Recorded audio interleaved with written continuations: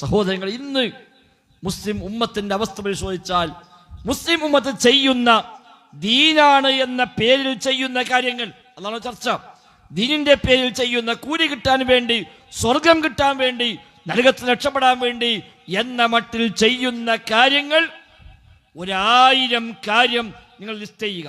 1000 കാര്യങ്ങൾ മുസ്ലിം ഉമ്മത്ത് ചെയ്യുന്ന ദീനിന്റെ ഭാഗമായി പ്രവർത്തിക്കുന്ന 1000 കാര്യങ്ങൾ നിങ്ങൾ ലിസ്റ്റ് ചെയ്തിട്ട് ഈ കാര്യങ്ങളിൽ ഏതൊക്കെയാ നബിതങ്ങൾ പഠിപ്പിച്ചത്, ഏതൊക്കെയാ അല്ലാഹു തആല പഠിപ്പിച്ചത്, ഏതാ ഖുർആനിലുള്ളത്, ഏതാ ഹദീസിലുള്ളത് എന്ന് നമ്മൾ പരിശോധനയ്ക്ക് വിധേയമാക്കുക.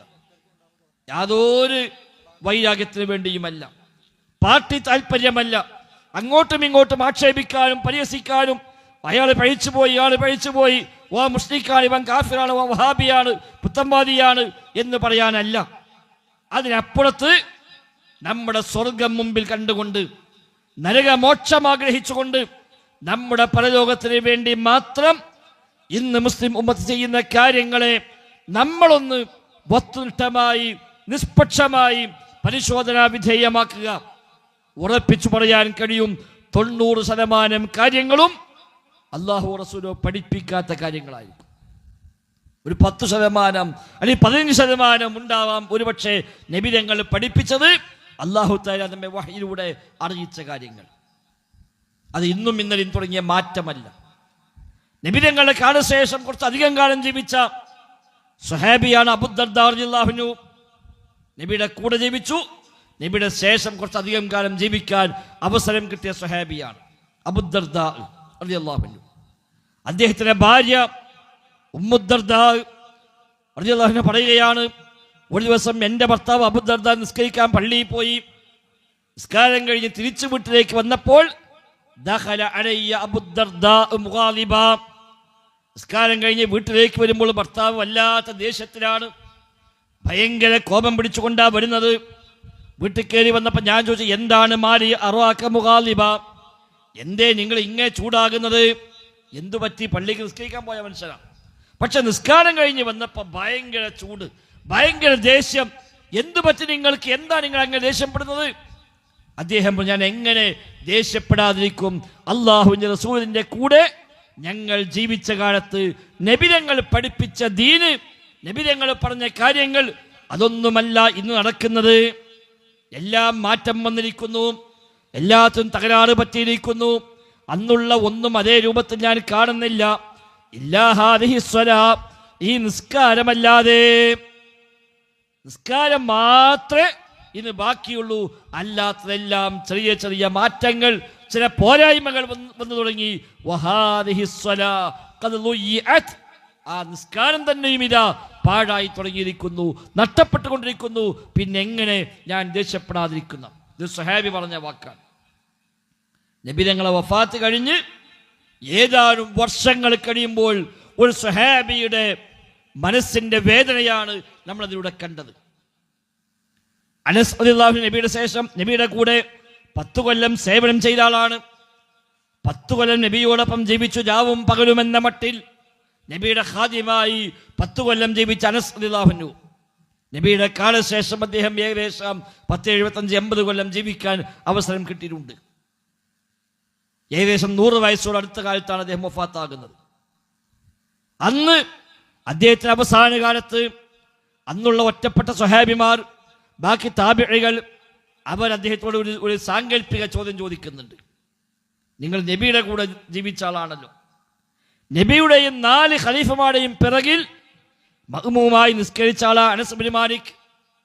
അദ്ദേഹത്തോട് ചോദിക്കാൻ, നിങ്ങൾ നബിയുടെ കൂടെ ജീവിച്ച ആളാണല്ലോ, ഇന്നെങ്ങാനും നബിതങ്ങൾ നമ്മളിലേക്ക് വന്നാൽ നമ്മളിപ്പോൾ ചെയ്യുന്ന കാര്യങ്ങളിൽ എന്തെങ്കിലുമൊക്കെ നബിക്ക് പരിചയമില്ലാത്തതുണ്ടാകുമോ, നബി നമ്മളെ എതിർക്കുന്ന കാര്യം ഉണ്ടാകുമോ എന്ന് ചോദിക്കണം. നബി വന്നാൽ ഇപ്പൊ ചെയ്യുന്ന കാര്യങ്ങൾ ഏതെങ്കിലും വല്ലതും നബിതങ്ങൾ എതിർക്കുമോ? ഞാനിങ്ങനെ പഠിപ്പിച്ചിട്ടില്ല, ഞാനിങ്ങനെ പറഞ്ഞിട്ടില്ല, ഞാൻ ഇങ്ങനെയല്ല ചെയ്തത് എന്ന് പറഞ്ഞുകൊണ്ട് നമ്മൾ ഇന്ന് ചെയ്യുന്ന വല്ല കാര്യങ്ങളെയും നബിതങ്ങൾ എതിർക്കുമോ? അദ്ദേഹം തിരിച്ചു ചോദ്യം ചോദിച്ചു, ഹൽ യഅരിഫു മിന്നാ ശൈആ, നമ്മൾ ചെയ്യുന്ന വല്ലതും നബിക്കിന്ന് പരിചയമുണ്ടാകുമോ? ചോദ്യം എന്താ? പരിചയമില്ലാത്ത വല്ലതും ഉണ്ടാകുമെന്നാ അദ്ദേഹം ചോദിച്ചത്. ഇപ്പൊ ഈ ചെയ്യുന്ന കാര്യങ്ങൾ ഏതാ നബിക്ക് പരിചയം ഉണ്ടാകുക? എല്ലാം കോലം മാറിയില്ലേ? അക്കാലത്ത് ചോദിച്ച ചോദ്യമാണത്. വ്യത്യസ്തമായ കാലഘട്ടങ്ങളിൽ പണ്ഡിതന്മാർ ഈ കാര്യത്തെ വ്യക്തമാക്കി തന്നിട്ടുണ്ട്. വഴിമാറി സഞ്ചരിക്കുന്നിടത്തെല്ലാം അവർ ഇടപെട്ടിട്ടുണ്ട്. എവിടെയെല്ലാം ഉമ്മത്ത് വഴിമാറുന്നുവോ അവിടെയെല്ലാം അന്നത്തെ പണ്ഡിതന്മാർ ഇടപെടുകയും ഇത് ശരിയല്ല എന്ന് പ്രസംഗം കൊണ്ടോ അതല്ലെങ്കിൽ എഴുത്തുകൊണ്ടോ രചന കൊണ്ടോ ഉപദേശം കൊണ്ടോ ഒക്കെയായി ഇടപെടാൻ അവർ പരിശ്രമിക്കുകയും ചെയ്തിട്ടുണ്ട്. 14 പിന്നിട്ടൊരു ഉമ്മത്താണ് നമ്മൾ. 40, 42, 44 തലമുറകൾ പിന്നിട്ടിട്ടാണ് നമ്മൾ എത്തി നിൽക്കുന്നത്. 1400 കൊല്ലം കഴിഞ്ഞ് നബി ഞങ്ങൾ വന്നു പോയിട്ട് ഈ 1400 കൊല്ലങ്ങൾക്കിടയിൽ ധാരാളം കാര്യങ്ങൾ അപജയങ്ങൾ വന്നു. എല്ലാം മാറി മാറി മാറി മാറി മാറി വന്ന് ശരിയായ ദീന് ശരിയാവണ്ണം നിലനിൽക്കാത്ത അവസ്ഥയിലേക്ക് ഇന്ന് മുസ്ലിം ഉമ്മത്ത് നമ്മളടക്കം, സംസാരിക്കുന്ന ഞാനടക്കം, കേൾക്കുന്ന നിങ്ങളടക്കം എല്ലാവരുടെയും വിശ്വാസ കാര്യങ്ങളിൽ ആചാരങ്ങളിൽ എല്ലാം ആ മാറ്റങ്ങൾ ഇന്ന് വ്യാപകമാണ്. ഞാൻ വിചാരിക്കും എനിക്കെല്ലാം തികഞ്ഞതാ, നമ്മൾ വിചാരിക്കും നമ്മളിതൊക്കെ ക്ലിയറാ, മറ്റോനാ പിഴച്ചത്. ആ പിഴവിന്റെ ഏറ്റ വ്യത്യാസമുണ്ടാകുമെന്നല്ലാതെ എല്ലാവരുടെയും വിശ്വാസാചാര കർമ്മ മേഖലകളിൽ ഒരുപാട് അപജയങ്ങൾ അറിഞ്ഞോ അറിയാതെയോ വന്നുകൊണ്ടിരിക്കുന്നുണ്ട് എന്നാണ് സൂചിപ്പിച്ചത്. അത് എല്ലാ കാലത്തുമുണ്ട്, ഈ കാലത്ത് പ്രത്യേകിച്ചുമുണ്ട്. അതാണ് നബി തങ്ങൾ പറഞ്ഞത്. എല്ലാ അമ്പിയാക്കളെയും ഉമ്മത്തിന് അത് സംഭവിച്ചിട്ടുണ്ട്. തലമുറകൾ മാറി വരുമ്പോൾ തലമുറകൾ വരും, പിന്മുറക്കാർ വരും, അന്നവർ വഴിമാറി സഞ്ചരിക്കുമെന്നാണല്ലോ നാം നേരത്തെ പറഞ്ഞ ഹദീസിലൂടെ പഠിപ്പിച്ചത്. അതുകൊണ്ടൊരു ആത്മപരിശോധന, എൻ്റെ വിശ്വാസങ്ങൾ, എൻ്റെ കർമ്മങ്ങൾ, എൻ്റെ സംസ്കാരങ്ങൾ, എൻ്റെ നിലപാടുകൾ അതൊക്കെ അല്ലാഹുവും റസൂലും പഠിപ്പിച്ച ആ രീതിയിൽ തന്നെയാണോ, അതല്ല മാറ്റമുണ്ടായിട്ടുണ്ടോ എന്നൊരു ആത്മപരിശോധന നമ്മളെല്ലാം നമുക്ക് വേണ്ടി നിർവഹിക്കേണ്ടതുണ്ട്. ആരും മറ്റാർക്കും വേണ്ടി നോക്കണ്ട. ഓൻ പഴിച്ചു എന്ന് പറയണ്ട, ഞാൻ പഴിച്ചോ ഇല്ലേ നോക്ക്. എൻ്റെ നിലപാടെന്താണ്, എൻ്റെ രീതി എന്താണ്, എൻ്റെ വിശ്വാസം എന്താണ്? ചൊല്ലിപ്പറഞ്ഞു പോകുമ്പോൾ, പറഞ്ഞു കേട്ടു പോകുമ്പോൾ ഒക്കെ ശരിയായിരിക്കാം. പക്ഷേ വസ്തുനിഷ്ഠമായി ആത്മാർത്ഥമായി പരിശോധിച്ചാൽ പലപ്പോഴും ശരിയല്ല എന്ന് കൃത്യമായി നമുക്ക് ബോധ്യപ്പെടും. അത് ഏത് രംഗത്തും, നിസ്കാരമാവട്ടെ, നോമ്പാവട്ടെ, സക്കാത്താവട്ടെ, ഹജ്ജാവട്ടെ, ഉംറയാകട്ടെ, ദിക്റുകളും ദുആകളും തസ്ബീഹും സ്വലാത്തുകളുമാകട്ടെ, വിശ്വാസ കാര്യമാകട്ടെ, പ്രമാണങ്ങളുടെ വിഷയമാകട്ടെ, എല്ലാ രംഗത്തും ആ വലിയ അപജയം ഇന്ന് മുസ്ലിം ഉമ്മത്തിന് വ്യാപകമായി സംഭവിച്ചു പോന്നിട്ടുണ്ട്. അതൊരു ആത്മപരിശോധന. ഏറ്റവും വലിയ വിശ്വാസം എന്താ? അള്ളാഹിനെ പറ്റിയുള്ള വിശ്വാസമാണല്ലോ. ഈമാൻ കാര്യത്തിൽ ഒന്നാമത്തത് അൽ ഈമാനു ബില്ലാഹ്, അള്ളാഹുവിലുള്ള വിശ്വാസം. മനസ്സറിഞ്ഞ് ആത്മാർത്ഥമായി എത്ര പേർക്ക് നമുക്ക് പറയാൻ കഴിയും പടച്ച റബ്ബിനെ പറ്റി പരിപൂർണമായ സമ്പൂർണമായ ബോധ്യം, ആ വിശ്വാസം എനിക്കുണ്ട് എന്ന് പറയാൻ നമ്മൾ എത്ര പേർക്ക് പറ്റും? നമ്മൾ വിചാരിച്ച എല്ലാ കാര്യം നടക്കുകയാണെങ്കിൽ നമുക്ക് അള്ളാഹിനെയും റസൂലിനൊക്കെ വേണ്ടി വരും. എന്നാൽ അതിലെങ്ങാൻ ചെറിയൊരു പെശക് പറ്റിയാൽ മതി, അപ്പോഴേക്ക് പടച്ച റബ്ബിനെ കുറ്റപ്പെടുത്തി അള്ളാഹിനെ തള്ളിക്കളഞ്ഞ് എന്താ പഠിച്ചോനിങ്ങനെ, എന്തെൻ്റെ കാര്യത്തിൽ ഇങ്ങനെ, ഞാൻ ഇങ്ങനെയൊക്കെ ജീവിച്ചിട്ടും എന്താ റബ്ബിനോട് ഇങ്ങനെ എന്ന് അള്ളാഹിനെ പറ്റി മോശം വിചാരിക്കുന്ന, അത് നാവ് കൊണ്ട് പറയുന്ന, പലപ്പോഴും അള്ളാഹിനെ ശപിക്കുന്ന, പഴിക്കുന്ന സംസാരങ്ങൾ പോലും നിർവഹിക്കുന്നവരല്ലേ നമ്മിൽ പല ആളുകളും. എന്തേ കാര്യം? അള്ളാഹിനെ മനസ്സിലായിട്ടില്ല. വമാ ഖദറുല്ലാഹ ഹഖ്ഖ ഖദ്രിഹി എന്ന വിശുദ്ധ ഖുർആനിൽ ഒരു ആയത്ത് 2 പ്രാവശ്യം ആവർത്തിച്ച് വന്നിട്ടുണ്ട്. ഒന്ന് യഹൂദി നസാറാക്കളുമായി ബന്ധപ്പെട്ട് അല്ലാഹ് പറഞ്ഞ പ്രയോഗമാണ്, മറ്റൊന്ന് മക്കത്തെ മുശ്രിക്കുകളുമായി ബന്ധപ്പെട്ട് പറഞ്ഞ വാക്കാണ്. വമാ ഖദറുല്ലാഹ ഹഖ്ഖ ഖദ്രിഹി, അവർ അള്ളാഹിനെ മനസ്സിലാക്കിയിട്ടില്ല. ഹഖ്ഖ ഖദ്രിഹി, മനസ്സിലാക്കേണ്ട ക്രമപ്രകാരം, കണക്കാക്കേണ്ട ക്രമപ്രകാരം പടച്ചോനെ കണക്കാക്കിയിട്ടില്ല. അയ്യൂബ് നബി സ്വല്ലല്ലാഹു അലൈഹി വസല്ലം 14 കൊല്ലമാണ് രോഗിയായി കഴിഞ്ഞത്. 14 കൊല്ലക്കാലം ശരീരമാസകലം ബാധിച്ച മാരകമായ രോഗം മാത്രമല്ല, സന്താനങ്ങളെല്ലാം നഷ്ടപ്പെട്ടു പോയി. ഭാര്യമാർ അദ്ദേഹത്തെ ഒഴിവാക്കിപ്പോയി. ഒരു ഭാര്യ മാത്രം ബാക്കിയായി. സമ്പത്ത് മുഴുവൻ തകർന്നു തരിപ്പണമായി. സൗന്ദര്യം നഷ്ടപ്പെട്ടു. ശരീരമാസകലം വല്ലാത്ത മാരകമായ രോഗം ബാധിച്ചു. ജോലി ചെയ്യാൻ കഴിയുന്നില്ല, ഒന്നും പറ്റാത്ത സാഹചര്യമായി ഒരു ഭാര്യ മാത്രം കൂടെ നിന്നു. ആ ഭാര്യ ഭർത്താവിനെയും ചുമന്നുകൊണ്ട് നടക്കുമായിരുന്നുവെന്നാണ്. ഏതെങ്കിലും വീട്ടിൽ പോയി പണി ചോദിക്കും. അങ്ങനെ ആ വീട്ടിൽ വല്ല വീട്ടുവേലയും ചെയ്ത് അവിടുന്ന് കിട്ടുന്ന വല്ല ഭക്ഷണവുമായി വരും. അത് ഭർത്താവിന് തിന്നാൻ കൊടുക്കും. ഏതെങ്കിലും സ്ഥലത്ത് കുറ്റിക്കാട്ട് കൊണ്ടുപോയിട്ട് ഭർത്താവിനെ കിടത്തുന്നതാണ്. ആ ഭർത്താവിന് തോളിട്ട് ചെന്നാൽ അവിടെ പണി കിട്ടൂല. ഇങ്ങനത്തെ ഒരു മാരകമായ രോഗമുള്ള ഒരാളുടെ ഭാര്യയാണെന്ന് അറിഞ്ഞാൽ പിന്നെ ആരും അടുപ്പിക്കൂല. അവിടെ ഭർത്താവ് എവിടെയും കിടത്തി അടുത്ത വീടുകളിൽ ചെന്ന് ജോലി ചെയ്ത് കിട്ടുന്ന ഭക്ഷണവുമായി തിരിച്ചു വന്ന് ഭർത്താവിന് തിന്നാൻ കൊടുക്കുന്ന ഒരു ഭാര്യ, നബിയുടെ ഭാര്യ. ആ നബിക്കന്ന് വഹ്യുണ്ട്, ആ നബിക്കന്ന് മുഅ്ജിസത്തുണ്ട്. ആ നബി എന്ന് ജിബ്രീലുമായി കാണാറുണ്ട്, സംസാരിക്കാറുണ്ട്. അവസാനം നാട്ടുകാരൊക്കെ അറിഞ്ഞു ഈ ജോലിക്ക് വരുന്ന പെണ്ണിന്റെ ഭർത്താവ് മാറാരോഗിയാണ്, അതുകൊണ്ട് ഓളെ വീട്ടിൽ കയറ്റാൻ പറ്റൂല. ആ ജോലിയിൽ നിന്ന് പോയി, അതുമില്ലാതായി. 14 കൊല്ലമാണ് അയ്യൂബ് നബി സ്വല്ലല്ലാഹു അലൈഹി വസല്ലം ആ രോഗാവസ്ഥയിൽ കഴിഞ്ഞു പോയത്. പക്ഷേ എന്തെങ്കിലും ഒരു പൊറുതികേട് എന്റെ റബ്ബ് എന്റെ കാര്യത്തിൽ ഇങ്ങനെ ഇല്ല, ചിന്തിച്ചിട്ടില്ല. ജിബ്രീൽ വരുമ്പോ ഒരു ന്യായമായ ചോദ്യമാണല്ലോ. ജിബ്രീൽ വരുമ്പോ എന്താ ജിബ്രീൽ എന്റെ കാര്യത്തിൽ പഠിച്ചോൻ കണ്ടത്? ഇല്ല, ചോദിച്ചിട്ടില്ല. ഒരാപരാധി പോലും അന്നും വഹി കിട്ടുന്നുണ്ട്, അന്നും മുഴുജത്തുണ്ട്, എന്നിട്ട് പോലും എന്തെങ്കിലും ഒരു ആപരാധി പറഞ്ഞില്ല. അല്ലാഹ് നമ്മോട് പറഞ്ഞല്ലോ, അയ്യൂബ ഇദ് നാദാ റബ്ബഹു അന്നീ മസ്സനിയൽ ദുർറ് വഅൻത അർഹമുർ റഹീമീൻ. അയ്യൂബ, അയ്യൂബിനെ ഓർക്കണേ. കണ്ടോ, ഖിയാമത്ത് വരെയുള്ള മൊത്തം മുസ്ലിമീങ്ങളെ കൊണ്ട് അല്ലാഹു തആല ഓദിപ്പിച്ചു. അയ്യൂബ, അയ്യൂബിനെ ഓർക്കണേ.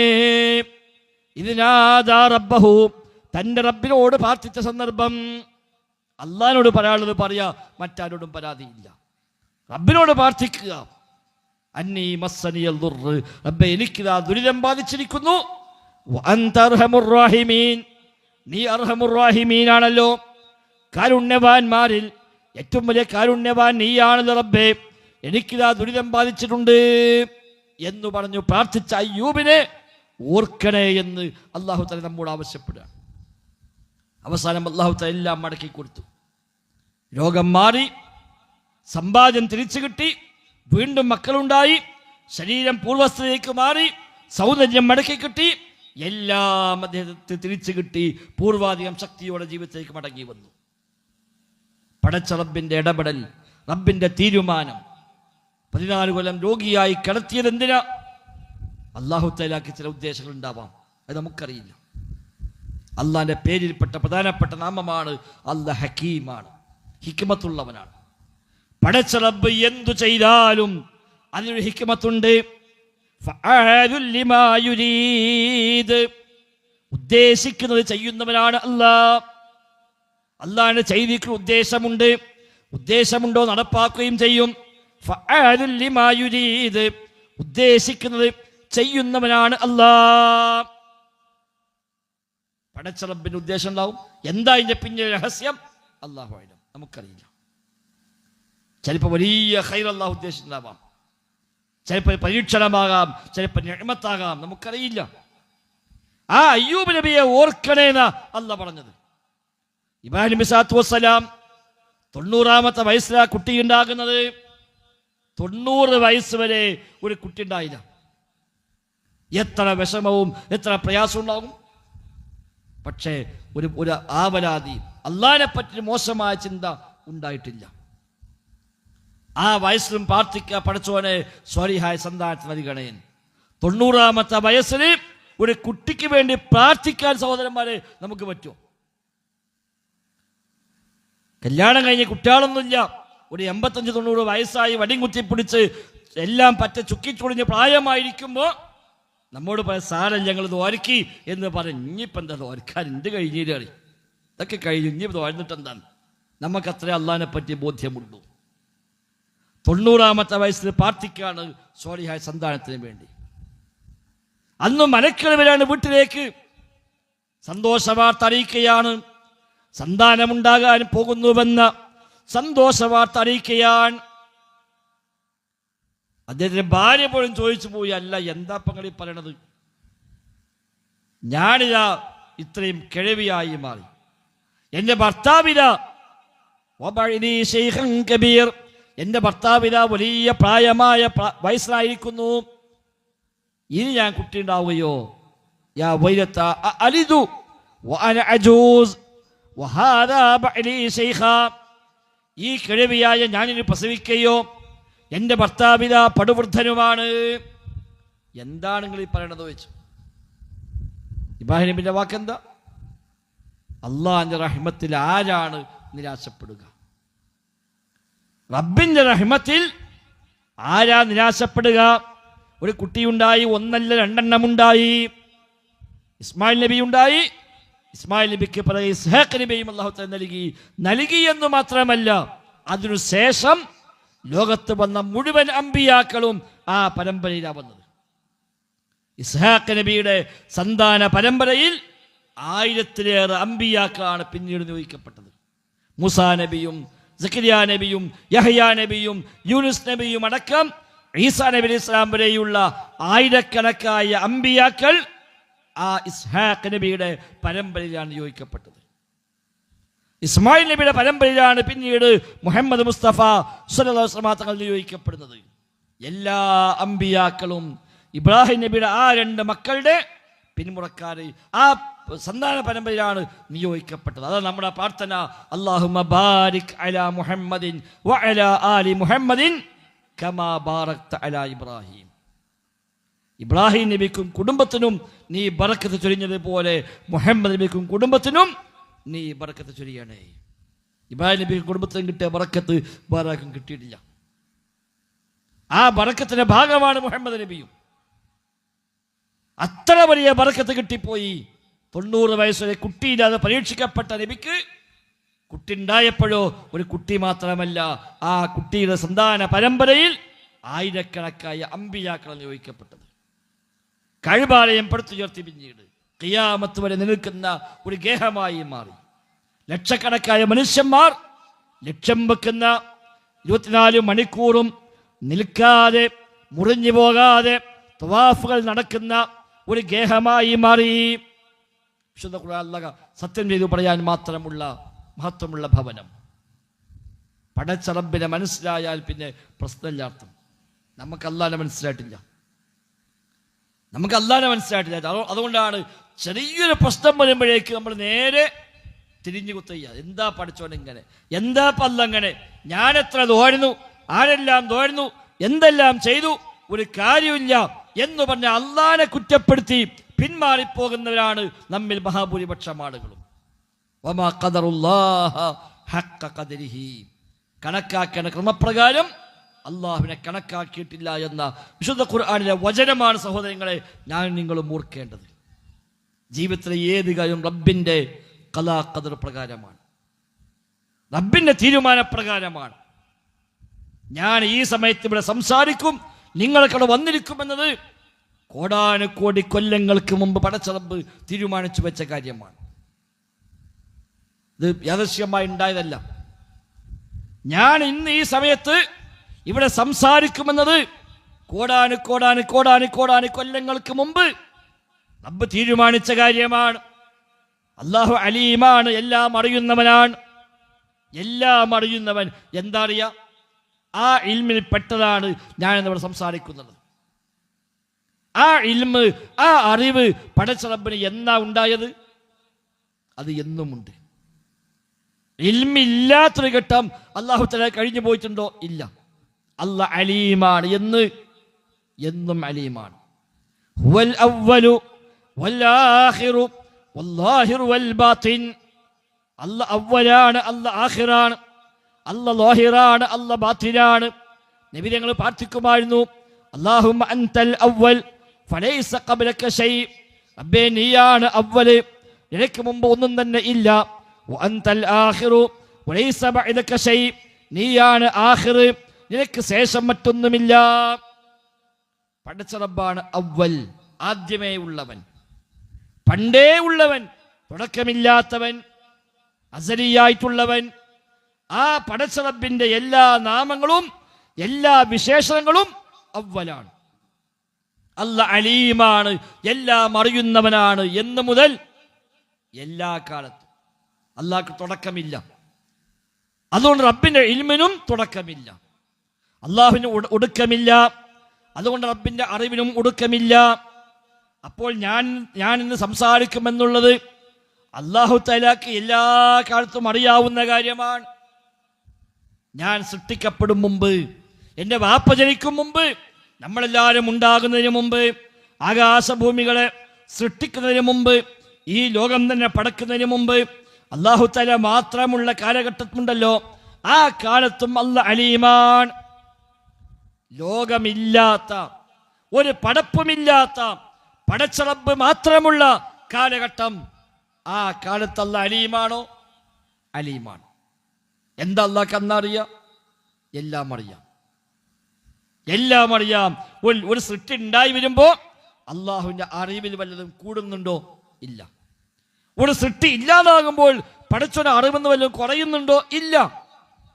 ഞാൻ ജനിച്ചപ്പോ അള്ളാഹിന്റെ ഇൽമിൽ എന്തെങ്കിലും വർദ്ധിച്ചോ? ഒന്നുമില്ല.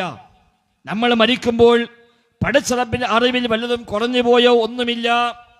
എങ്കിൽ ലോകമില്ലാത്ത കാലത്ത്, ഒരു സൃഷ്ടിയുമില്ലാത്ത കാലത്ത്, സൃഷ്ടാവ് മാത്രമുള്ള കാലത്ത് അവൻ അലീമാണ്, എല്ലാം അറിയുന്നവനാണ്. ഞാൻ ഇന്ന് ഇപ്പോൾ സംസാരിക്കുന്നത് അല്ലാഹു തആലക്ക് ഒരു 100,000 കോടി കൊല്ലം മുമ്പ് അറിയുമോ? അറിയും. എന്താ സംശയം? കോടി വർഷങ്ങൾക്ക് മുമ്പ് അറിയുമോ? എന്നും അറിയാം. പിന്നല്ല തീരുമാനിച്ചു അതൊന്ന് എഴുതി വെക്കണം. അതല്ല രേഖപ്പെടുത്തി വെച്ചു. അത് പിന്നുണ്ടായതാണ്. ഇൽമ് ആദ്യമേ ഉണ്ട്, കിതാബത്ത് എഴുതി വെക്കുക എന്നുള്ളത് പിന്നുണ്ടായതാണ്. അങ്ങനെ എഴുതി വെച്ചു. എന്ത്? ലോകത്തുള്ള എല്ലാം എഴുതി വെച്ചു. ലോകമടക്കം വരാൻ പോണ മൊത്തം കാര്യങ്ങൾ, സംഭവിക്കാൻ പോണ മൊത്തം പ്രവർത്തനങ്ങൾ എല്ലാം അല്ലാഹു തആല രേഖയാക്കി വെച്ചു. ആ രേഖയാക്കി വെച്ചിട്ട് 50,000 കൊല്ലം കഴിഞ്ഞിട്ടാണ് ആകാശഭൂമിയെ സൃഷ്ടിക്കുന്നത്. രേഖയാക്കി 50,000 കൊല്ലം കഴിഞ്ഞിട്ടാണ് ആകാശങ്ങളെയും ഭൂമിയും അല്ലാഹു സൃഷ്ടിച്ചത്. അത് 3ാമത്തെ ഘട്ടമാണ്. പിന്നീട് അല്ലാഹു തആല ഓരോന്നോരോന്ന് സൃഷ്ടിച്ചു വന്നു. പിന്നെ ഇന്നല്ല ഉദ്ദേശിച്ചു ഞാനിവിടെ സംസാരിക്കണം, ആ തീരുമാനം നടപ്പാകണമെന്ന് ഉദ്ദേശിച്ചു. മശീഅത്ത്. ഈ സമയമായപ്പോൾ ആ കാര്യം പടച്ച റബ്ബ് എന്നിൽ സൃഷ്ടിച്ചു. 4ാമത്തെ കാര്യം. 1 അല്ലാഹുവിന്റെ അറിവ്, 2 അതിലെ കിതാബത്ത് രേഖപ്പെടുത്തി വെക്കല്, 3 അല്ലാഹുവിന്റെ മശീഅത്ത് ഉദ്ദേശിക്കല്, 4 ഖൽഖ് അത് സൃഷ്ടിക്കല്. ഈ 4ഉം പൂർത്തിയാകുമ്പോൾ അത് പ്രവൃത്തിപഥത്തിൽ ഇവിടെ വരുന്നു. വമാ തശാഊന ഇല്ലാ അൻ യശാ അല്ലാഹ്. നിങ്ങൾക്ക് ഉദ്ദേശിക്കണമെങ്കിൽ പോലും അല്ലാഹ് ഉദ്ദേശിക്കണം. പടച്ചോ ഉദ്ദേശിക്കാതെ നമുക്കൊരു കാര്യം ഉദ്ദേശിക്കാൻ വിചാരിക്കാൻ പോലും സാധ്യമല്ല. അതാണ് റബ്ബ്. അല്ലാഹുമ്മ ലാ മാനിഅ ലിമാ അഅ്തൈത് വലാ മുഅ്തി ലിമാ മനഅത്. അല്ലാഹുവേ, നീ നൽകിയാൽ തടയുന്ന ആരുമില്ല, നീ തടഞ്ഞാലോ നൽകുന്ന ആരുമില്ല. റബ്ബേ, റബ്ബാണ് നൽകുന്നവൻ, റബ്ബാണ് നൽകാതെ പിടിച്ചു വെക്കുന്നവൻ.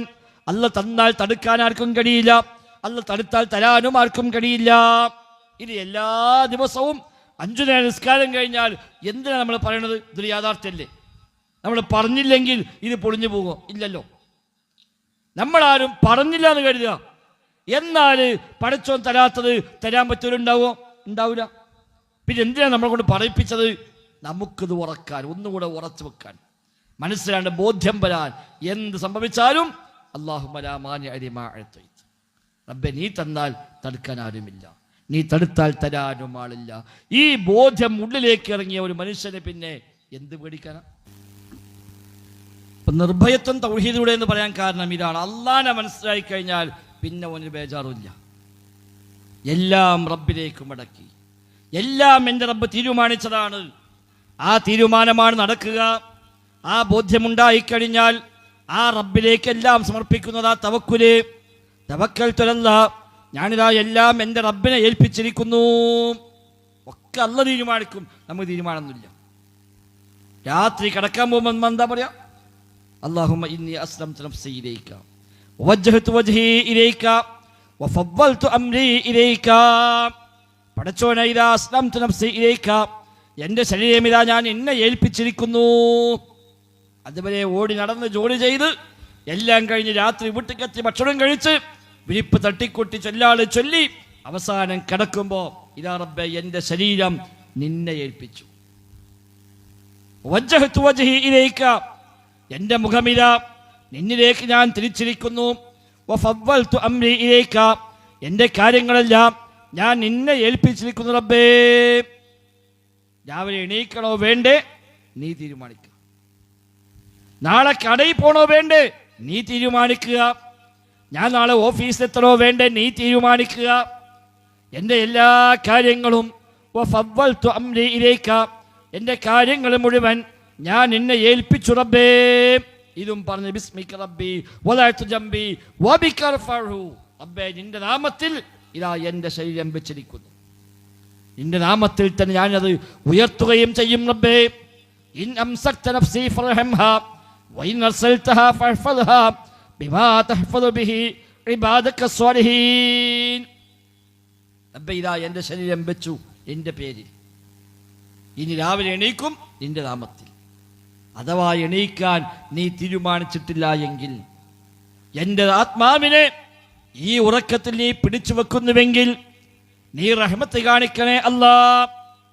അതല്ല നേരം പുലരുമ്പോൾ വീണ്ടും എനിക്ക് അയച്ചു തരുന്നുവെങ്കിൽ, എണീക്കാൻ പറ്റുന്നുവെങ്കിൽ ഫഹ്ഫദ്ഹാ, നീ കാവൽ നൽകണേ അല്ലാ. ഈ വക ദിക്റൊക്കെ ചൊല്ലി കിടന്നുറങ്ങി അഥവാ രാവിലെ എണീറ്റാൽ അൽഹംദുലില്ലാ അല്ലദീ അഹ്യാനാ ബഅദമാ അമാതനാ, മരിപ്പിച്ച ശേഷം ജീവിപ്പിച്ച പടച്ച റബ്ബിനാകുന്നു സർവസ്തുതിയും. വീട്ടിൽ നിന്ന് ഇറങ്ങുമ്പോൾ ബിസ്മില്ലാ തവക്കൽതു അലല്ലാഹ് ലാ ഹൗല വലാ ഖുവത ഇല്ലാ ബില്ലാഹ്. ബിസ്മില്ലാ അല്ലാഹുവിന്റെ നാമത്തിൽ, തവക്കൽതു അലല്ലാഹ് എല്ലാം ഇതാ റബ്ബിനെ ഏൽപ്പിച്ചിരിക്കുന്നു. ലാ ഹൗല വലാ ഖുവത ഇല്ലാ ബില്ലാഹ്, പടച്ച റബ്ബിനെ കൊണ്ടല്ലാതെ യാതൊരു കഴിവുമില്ല, ഒരു ശക്തിയുമില്ല. എല്ലാം റബ്ബാണ്, അവനെ കഴിവുള്ളൂ, അവനെ ശക്തിയുള്ളൂ, മറ്റാർക്കും കഴിവില്ല, ഒരു ശക്തിയുമില്ല. എല്ലാം നിയന്ത്രിക്കുന്ന അള്ളയാണ്. അവനാണ് എല്ലാം അറിയുന്നവൻ, അവനാണ് എല്ലാത്തിനും കഴിവുള്ളവൻ, അവനാണ് എല്ലാം നിയന്ത്രിക്കുന്നവൻ, അവനാണെല്ലാം പരിപാലിക്കുന്നവൻ, അവനാണ് റബ്ബ്. ഇനി വല്ല ബുദ്ധിമുട്ടുണ്ടോ അവനോട് പറയാം, ഖുൽ അഊദു ബിറബ്ബിന്നാസ്, ജനങ്ങൾ രക്ഷിതാവിനോട് കാവലിനെ തേടുന്നു. അവൻ മലിക്കാണ്, ഇലാഹാണ്. അല്ലാഹ് സൃഷ്ടിച്ച ഏത് പടപ്പിൻ്റെയും എന്തൊക്കെ ഷർറുണ്ടോ ആ ഷർറിൽ നിന്നെല്ലാം ഞാൻ ആ റബ്ബിനോട് കാവലിനെ തേടുന്നു. അതല്ലേ മുഅബ്ബത്തിന്റെ ആശയം. സഹോദരങ്ങളെ, പടച്ച റബ്ബിനെ ഇങ്ങനെ മനസ്സിലാക്കിയ ഒരാൾക്ക് പിന്നെ എന്താണ് ബേജാറുള്ളത്? പിന്നെ എന്തിനാണ് അവൻ പടപ്പിന്റെ പിന്നാലെ പോണത്? അല്ലാഹുത്തെ രോഗം തന്നാൽ ആ രോഗം ശിഫയാക്കാനും അല്ലാഹുവാണ്. ശിഫയാക്കാൻ അവനെ കഴിയൂ. അവൻ തീരുമാനിച്ചാൽ ശിഫയാകൂ, അവൻ തീരുമാനിച്ച സമയത്തെ ശിഫയാകൂ. എങ്കിൽ പിന്നെ അല്ലാഹ് അനുവദിച്ച ചികിത്സാ രീതികൾ സ്വീകരിക്കുക എന്നല്ലാതെ അതിനപ്പുറത്ത് പിന്നെ എന്തിനാണ് നമുക്ക് സിദ്ധന്? എന്തിനാ ബീവി? എന്തിനാ തങ്ങള്? എന്തിനാ ഖോജ? എന്തിനാ ശൈഖന്മാര്? അവിടെ പോയിട്ട് ഒന്ന് മാറി കിട്ടിയാൽ മതി, അതിനൊരു വാക്ക് കിട്ടിയാൽ മതി, അയാളൊന്ന് പറഞ്ഞാൽ മതി, അയാളൊന്ന് തടവിയാൽ മതി, അയാൾ നോക്കിയാൽ മതി എന്ന് പറഞ്ഞ് എങ്ങനെയാണ് സിദ്ധന്മാർ മുസ്ലിം ഉമ്മത്തിലുണ്ടായത്? എന്തിനും ഏതിനും കേണിച്ചെല്ലാവുന്ന കുറെ സിദ്ധന്മാരെ കൊണ്ട് സമ്പന്നമാണ് നമ്മുടെ നാട്, എല്ലാ നാടുകളും. എങ്ങനെ ഉണ്ടായി? എന്തിനും ഏതിനും അവരിലേക്കാ പോണം. രോഗം വന്നാൽ അവിടേക്ക്, മുറാദ് ഹാസിലാവാൻ അങ്ങോട്ട്, സാധനം നഷ്ടപ്പെട്ടു പോയി അവിടെ പോയി പറയുക, രോഗം വന്നു അവിടെ പോയി പറയുക, വിസ കിട്ടുന്നില്ലേ അവിടെ പോയി പറയുക, ജോലി ശരിയാകുന്നില്ലേ അവിടെ പോയി പറയുക, മക്കളുടെ വിവാഹം ശരിയാകുന്നില്ലേ അവിടെ പോയി പറയുക. ആരാ സഹോദര പഠിപ്പിച്ചത്? ആ പോകുന്ന പോക്കിലും പള്ളി നിസ്കരിക്കാൻ കയറിയാൽ നിസ്കാരം കഴിഞ്ഞ് ഓൻ പറയും, അല്ലാഹുമ്മ ലാ മാനിഅ ലിമാ അഅ്തൈത, റബ്ബി നീ തന്നാൽ തടയാൻ ആരുമില്ല, നീ തടഞ്ഞാൽ തരാനും ആളില്ല. പിന്നെ എന്തിനാ ഈ പോക്ക്? അല്ലാഹു റസൂലും അനുവദിച്ച ഹലാലായ ജായിസായ അനുവദനീയമായ ചികിത്സാ രീതികൾ സ്വീകരിക്കാം. നബി തങ്ങൾ പറഞ്ഞുവല്ലോ, മാ അൻസലല്ലാഹു ദാഅൻ ഇല്ലാ അൻസലഹു ദവാഅ ഫതദാവൂ. അല്ലാഹു തആല രോഗമിറക്കിയാൽ അതിന് മരുന്നും ഇറക്കിയിട്ടുണ്ട്. അതിനാൽ നിങ്ങൾ ചികിത്സിച്ചു കൊള്ളുക. ശരിയായ ചികിത്സ കിട്ടിക്കഴിഞ്ഞാൽ ഫൈദാ ഉസീബ ബരിഅ ബിഇദ്നില്ലാഹ്, ശരിയായ ചികിത്സ കിട്ടിക്കഴിഞ്ഞാൽ റബ്ബിന്റെ അനുമതി പ്രകാരം ആ രോഗം ശിഫയാകും. ഇതല്ലേ നമ്മോട് കൽപ്പിച്ചത്? അള്ളാഹ് അനുവദിച്ച ഇസ്ലാമ വിരുദ്ധമല്ലാത്ത ഹറാമല്ലാത്ത ചികിത്സാ രീതികൾ സ്വീകരിക്കാം. മരുന്ന് കഴിക്കാം, മന്ത്രങ്ങളാവാം, പ്രാർത്ഥനകളാവാം, അതേപോലെ ഹലാലായ അനുവദനീയമായ ചികിത്സാ രീതികൾ ഏതും സ്വീകരിക്കാം. അത് ചികിത്സ കിട്ടിയാലും മാറിക്കൊള്ളുന്നില്ല, മാറ്റുന്നവൻ അള്ളയാണ്. എന്നാൽ ഹറാമായ ചികിത്സയോ ഇല്ല. നബിയോട് സംശയം ചോദിച്ച നബിയെ, ഒരു രോഗം വന്നപ്പോൾ മദ്യം കഴിച്ചാൽ സുഖപ്പെടുമെന്ന് പറയുന്നു, എങ്കിൽ ആ മദ്യം കഴിക്കാമോ ചികിത്സന്റെ ഭാഗമായി? നബി ഞങ്ങൾ പറഞ്ഞു, അത് മരുന്നല്ല, അത് രോഗമാണ്. അത് വേണ്ട. മദ്യം കഴിച്ചാൽ മാറുമെങ്കിൽ വേണ്ട, നമുക്ക് അങ്ങനെ മാറണ്ട. ആ ചികിത്സ നമുക്ക് വേണ്ട, അത് അള്ളാഹ് അനുവദിച്ചതല്ല. ഹറാം ചെയ്തിട്ട് ചികിത്സ ഇല്ല, ശിർക്ക് ചെയ്ത് ചികിത്സ ഇല്ല. നബി ഞങ്ങൾ പറഞ്ഞുവല്ലോ, ഇന്നർ റുഖ വത്തമാഇമ വത്തിബലത ശിർകുൻ, ഏലസുകൾ, ഉറുക്കുകൾ, മന്ത്രങ്ങൾ ഇതെല്ലാം ശിർക്കാകുന്നുവെന്ന് റസൂലുള്ളാഹി സ്വല്ലല്ലാഹു അലൈഹി വസല്ലമ. മൻ അല്ലഖ തമീമ ഫഖദ് അശ്റക, വല്ലവനും ഏലസ് കെട്ടിയാൽ അവൻ ശിർക്ക് ചെയ്തിരിക്കുന്നു. മൻ തഅല്ലഖ ശൈഅൻ വുകില ഇലൈഹി, ആരെങ്കിലും വല്ലതും കെട്ടിബന്ധിച്ചാൽ അല്ലാഹ് അവനെ ഒഴിവാക്കും, അതിലേക്ക് അവനെ ഏൽപ്പിച്ചു കൊടുക്കും. ഒരു ഏലസ് കെട്ടിയാൽ പിന്നെ ഓൻ്റെ മനസ്സിന്റെ കണക്ഷൻ ഏലസുമക്കാണ്, പിന്നെ അള്ളാഹിന്റെ ബന്ധം ഉണ്ടാവില്ല, പിന്നെ ഓൻ്റെ സമാധാനം ഇതാണ്. അത് കെട്ടിയ ശേഷം പിന്നെ ഉണ്ടായിട്ടില്ല എന്ന് പറയും. പിന്നെ അള്ളാഹിനെ വിട്ടു, അള്ളാഹ് അവനെയും വിട്ടു. ആ തങ്ങളെ കണ്ടതിന് ശേഷം, ആ ജാടത്തൊക്കെ ചെന്നതിന് ശേഷം, അവിടുന്ന് ഏലസ് കിട്ടിയ ശേഷം, അവിടുന്ന് ആ വാക്ക് കിട്ടിയ ശേഷം പിന്നെ എനിക്ക് ബുദ്ധിമുട്ടുണ്ടായിട്ടില്ല എന്ന് പറയുമ്പോൾ ഓൻ്റെ മനസ്സിന്റെ ബന്ധം അതിലേക്കായി മാറി. പിന്നെ അള്ളാഹിനെ ഒരു ഓർമ്മയില്ല. പിന്നെ ഈ അസുഖം തിരിച്ചു വരും. കുറച്ച് കഴിയുമ്പോൾ, ആദ്യ തവണ ഉണ്ടായപ്പോൾ അള്ളാഹ് ദ്വാരുന്നവനായി ഇവൻ രണ്ടാമതുണ്ടാകുമ്പോൾ ദ്വാരക്കാൻ പോലും മനസ്സ് വരൂല. അന്ന് അവിടെ പോയിട്ടാ മാറിയത്, അവിടെ പോയി നോക്കാന്ന് പറയും. നേരെ തങ്ങളെ പോയി കാണും, അപ്പൊ വേറെ ഏലസ് കൊടുക്കും, അതോട് സുഖപ്പെട്ടു പോകാൻ പോലും ചെയ്യും. പിന്നെ പഠിച്ചോനും പോനും ബന്ധമില്ല. അതാണ് വുക്കില ഇലൈഹി, അവനെ അതിലേക്ക് അങ്ങ് ഏൽപ്പിച്ചു കൊടുക്കുന്നതാണ്. അള്ളാഹ് അവനെ കൈയൊഴിയും, പിന്നെ ഓനും അല്ലയും ബന്ധം ഉണ്ടാവില്ല. അതുകൊണ്ടാണ് അത്ര ഗൗരവമായി ഇത്തരം രീതികളെ നബിതങ്ങൾ നമ്മെ താക്കീത് ചെയ്തത്. പക്ഷെ ഉമ്മത്ത് ഇന്നും അവിടെയാണ്. മുസ്ലിം ഉമ്മത്ത് കയ്യിലും കാലിലും അരയിലും കഴുത്തിലും ഏലസ് കെട്ടിടക്കുന്ന ആളുകളാണ്. രക്ഷക്കായി പലതും തൂക്കിയിടുന്നു. വീടിന്റെ മുമ്പിൽ കുപ്പി തൂക്കുന്ന ആളുകൾ, അതേപോലെ പലതും എഴുതി വെക്കുന്ന ആളുകൾ, ഫ്രെയിം ചെയ്ത് വെക്കുന്ന ആളുകൾ, വാഹനത്തിൽ പലതും കെട്ടിത്തൂക്കുന്ന ആളുകൾ. എന്തിനാ? രക്ഷയ്ക്ക് വേണ്ടി. പല മറ്റു മതക്കാർക്ക് അതിലുണ്ടാവും, ഓർക്ക് ഈ പറഞ്ഞതൊന്നും അറിയില്ലല്ലോ. മുസ്ലിം ഉമ്മത്തിന് പോലും അങ്ങനെയാണ്. വണ്ടിയിൽ എന്തേലും കാണാൻ എന്തെങ്കിലും ഒരു കോലം കുത്തി വെക്കുക, ചില ലോറിക്ക് കാണാൻ ചെറുനാരങ്ങ മുന്നിൽ തൂക്കിയിട്ട്. എന്തിനത്? അത് രക്ഷയാണ്, അത് പ്രൊട്ടക്ഷനാണ്.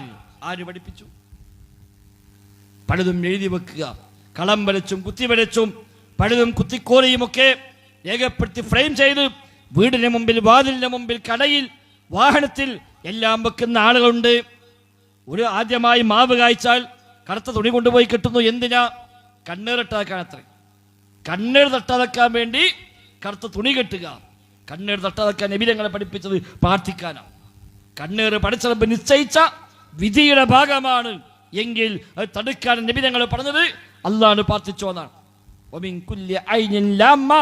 ആക്ഷേപകരമായ എല്ലാ കണ്ണിൽ നിന്നും റബ്ബേ ഞാൻ എന്നോട് കാവലിനെ തേടുന്നു. അതാണ് പ്രാർത്ഥന. അതാ മുഅവ്വിദത്തെ നീ പഠിപ്പിച്ച മിൻ ശർരി മാ ഖലഖ്, നീ സൃഷ്ടിച്ച എല്ലാത്തിൻ്റെയും ശർറിൽ നിന്ന് റബ്ബേ ഞാൻ എന്നോട് കാവലിനെ തേടുന്നു.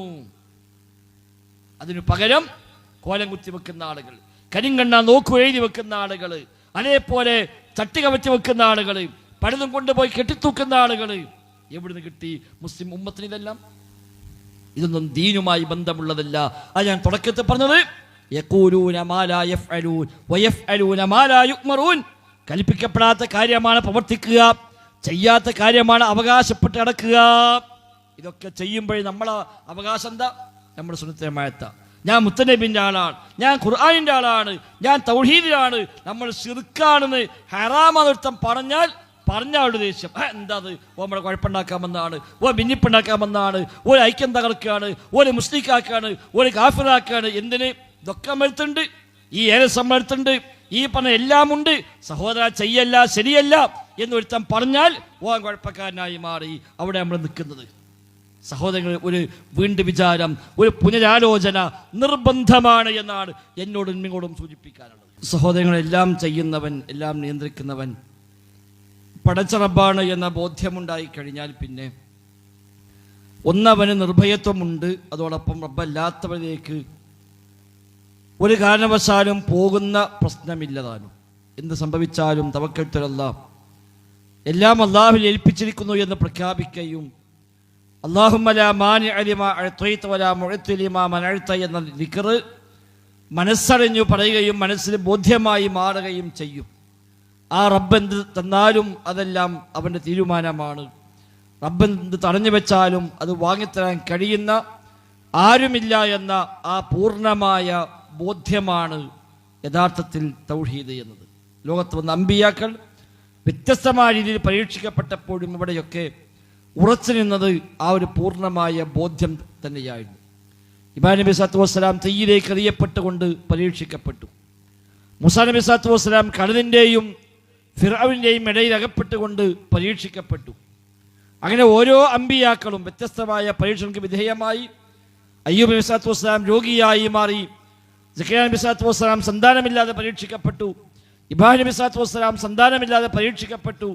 ഇങ്ങനെ തുടങ്ങിയ എല്ലാ അമ്പിയാക്കളുടെയും ജീവിതത്തിൽ വ്യത്യസ്തങ്ങളായ പരീക്ഷണങ്ങൾ കടന്നു വന്നപ്പോഴും അവരൊക്കെ പ്രഖ്യാപിച്ച പ്രഖ്യാപനം ഹസ്ബി അല്ലാഹ്, എനിക്കല്ല മതി. ആ റബ്ബിലേക്ക് എല്ലാം ഏൽപ്പിക്കുന്നു. വനിഅമൽ വക്കീൽ, എല്ലാം ഏൽപ്പിക്കാൻ ഏറ്റവും മതിയായവൻ അല്ലാഹുവാകുന്നു. എന്തൊക്കെ സംഭവിച്ചാലും ശരി, എനിക്ക് റബ്ബ് മതി, എനിക്കല്ല മതി. ഹസ്ബുനല്ലാഹു വനിഅമൽ വക്കീൽ, ഞങ്ങളിതാ എല്ലാം പടച്ച റബ്ബിനെ ഏൽപ്പിച്ചിരിക്കുന്നു. അവനാണ് ഏൽപ്പിക്കാൻ ഏറ്റവും മതിയായവൻ, ഏറ്റവും അനുയോജ്യമായവൻ അള്ളയാണ് എന്ന ബോധ്യമുണ്ടായി കഴിഞ്ഞാൽ അവന് ലഭിക്കുന്ന നിർഭയത്വം മറ്റാർക്കും ലഭിക്കൂല. അല്ലെങ്കിൽ എന്താ അറിയോ, രാവിലെ വണ്ടി എടുത്ത് ഇറങ്ങുമ്പോൾ ഒരു കറുത്ത പൂച്ചണ്ട് ക്രോസ് ചെയ്താൽ മതി, ഓനെ ബേജാറ് എന്നത്തോടി ഇനിയിപ്പം എന്ത് ശരിയാവില്ല എന്നറിയും. ഇന്നും ഞാൻ ശരിയാവില്ല. രാവിലെ തന്നെ പൂച്ചയാണ് മുന്നിൽ ചാടിയത്, അന്നത്തോടി ആകെ ഇടങ്ങാറായി. വൈകുന്നേരം വരെ പിന്നെ ഒരു സമാധാനമില്ല. അന്നെങ്ങാനും വണ്ടി എവിടെ തട്ടിയാലോ പിന്നെ ഉറപ്പിച്ച് കണ്ടില്ല. ഇതിപ്പോൾ രാവിലെ തന്നെ ആ പൂച്ച ചാടില്ല, അപ്പോൾ ഉറപ്പിച്ച് അന്ന് ശരിയാവില്ല എന്ന് ഇപ്പം കണ്ടില്ലേ അറിയും. അപ്പോഴേക്ക് വീട്ടിൽ നിന്ന് കോള്, കുട്ടി വീണു, കൈയൊടിഞ്ഞു, കാലൊടിഞ്ഞു, ഒക്കെ ആ പൂച്ചനെ മേത്തേക്ക് ഇടും. കാരണം എന്താ, ഓനെ വിശ്വാസം. ഓന് എന്ത് നിർഭയത്വം ഉണ്ടാവുക, എന്ന് നിർഭയത്വം ഉണ്ടാവുക. എല്ലാത്തിനും അവൻ പ്രയാസപ്പെടുന്നു, എല്ലാത്തിനും ബേജാറാകുന്നു. എന്ത് സംഭവിച്ചാലും അതൊക്കെ അവൻ പ്രയാസമായി മാറുന്നു. യഹ്സബൂന കുല്ല സ്വൈഹത്തിൻ അലൈഹിം എന്ന് മുനാഫിഖിനെ പറ്റി അല്ലാഹു പറഞ്ഞുവല്ലോ. ഏത് ശബ്ദമുണ്ടായാലും അതൊക്കെ തനിക്കെതിരാണ് എന്ന് തോന്നിപ്പോകുമെന്നാണ് അവനെ പറ്റി പറഞ്ഞത്. വിശ്വാസദാർഢ്യമില്ലാത്തവൻ, കാപ്പട്യമുള്ളവൻ അങ്ങനെയാണെങ്കിൽ മുഅ്മിനതല്ല. എന്ത് സംഭവിച്ചാലും കുല്ലൻ യുസീബനാ ഇല്ലാ മാ കതബല്ലാഹു അലൈനാ, ലൻ യുസീബനാ, നമ്മെ ബാധിക്കുകയില്ല. എൻ്റെ റബ്ബ് എന്താണോ തീരുമാനിച്ചത്, ആ റബ്ബ് എന്താണോ രേഖപ്പെടുത്തിയത്, അതല്ലാതെ ഒന്നും ബാധിക്കുകയില്ല. അതാ മുഅ്മിന്റെ നിലപാട്. അതിലേക്ക് എത്താൻ പറ്റണം. അല്ലെങ്കിൽ എന്തിനും ഏതിനും ബേജാറായി ജീവിക്കുന്ന സാഹചര്യം ഉണ്ടാകും. ചില പക്ഷികൾ കരഞ്ഞാൽ ഓനെ ബേജാറായി, ചില മൃഗങ്ങളെ കണ്ടാൽ ഓനെ ബേജാറായി, ചില ലക്ഷണം കണ്ടാൽ ബേജാറായി. രാവിലെ ഇന്ന് പല കരയേണ്ടത് വയ്ക്കും. എണീറ്റ് വരുമ്പോൾ ആദ്യം കണ്ടത് ഇന്നാളാ, എന്നാ നീ പറഞ്ഞിട്ട് കാര്യമില്ല, ഇന്നത്തെ കഴിഞ്ഞു. കട തുറന്ന് ഷട്ടർ പൊക്കി നമ്മളാണ് കയറിയപ്പോഴേക്ക് അവിടുത്തെ കടം വാങ്ങാൻ വന്നത്. രാവിലെ തന്നെ കടം കഴിഞ്ഞു, ഇന്ന് പോയി കയറി. യഥാർത്ഥത്തിലോ അന്ന് ലാഭമാണ്, കടം കൊടുത്ത ലാഭമാണ്. കാരണം പൈസയും കിട്ടും, കടം കൊടുത്തതിന് കൂലിയും കിട്ടും, ഇരട്ടി ലാഭമല്ല. അപ്പം രാവിലെ തന്നെ കടം കൊടുക്കാൻ കഴിഞ്ഞാൽ അൽഹംദുലില്ലാ ഇന്ന് ഇരട്ടി ലാഭമാണല്ലോ. പൈസ തരം കിട്ടും ചെയ്യും, കൂലി വേറെയും കിട്ടും. ഞാൻ പൈസ തന്നീല, ഓൻ പറ്റിച്ചു പോയി, അതിനും വേറെ കൂലി കിട്ടും. അതിനേക്കാൾ ലാഭം വേറെന്താ ഉള്ളത്? അതാ സത്യവിശ്വാസി. അജബല്ലി അംരിൽ മുഅ്മിൻ, മുഅ്മിന്റെ കാര്യം വല്ലാത്ത അത്ഭുതമാണ്. ഇന്ന അംറഹു കുല്ലഹു ലഹു ഖൈർ, അവന്റെ കാര്യങ്ങൾ മുഴുവനും ഖൈറാണ്. സന്തോഷമുണ്ടായാൽ അവൻ റബ്ബിനെ സ്തുതിക്കുന്നു, ഖൈറായി മാറുന്നു. പ്രയാസമുണ്ടായാൽ സബറ ഫകാന ഖൈറല്ല, അവൻ ക്ഷമിക്കുന്നു, അതും ഖൈറായി മാറുന്നു. എല്ലാം ഖൈർ, എന്തുണ്ടായാലും ഖൈർ. കാതിൽ മുള്ളുറ്റാ പോലും ദോഷം പൊറുക്കുമെന്ന് ഓഫറുള്ള മനുഷ്യന്മാരാ മുഅ്മിനീങ്ങൾ.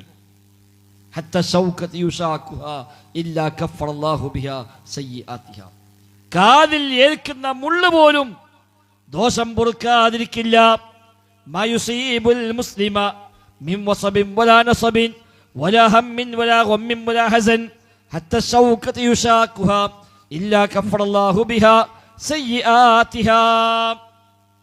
ഒരു വിശ്വാസി കേൾക്കുന്ന എന്തൊരു പ്രയാസങ്ങളും വിഷമങ്ങളും നിരാശകളും ശാരീരിക മാനസികമായ ബുദ്ധിമുട്ടുകളും അവൻ ഏൽക്കുന്ന മുള്ളു പോലും അത് കാരണമായി അവന്റെ പാപങ്ങളെ പൊറുക്കാതിരിക്കില്ല.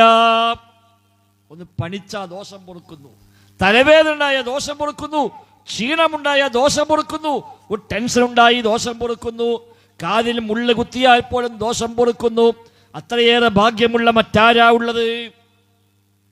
ഇങ്ങനെ മനസ്സിലാക്കിയ സഹോദരങ്ങളെ, എന്തൊരു സമാധാന ജീവിതത്തിൽ.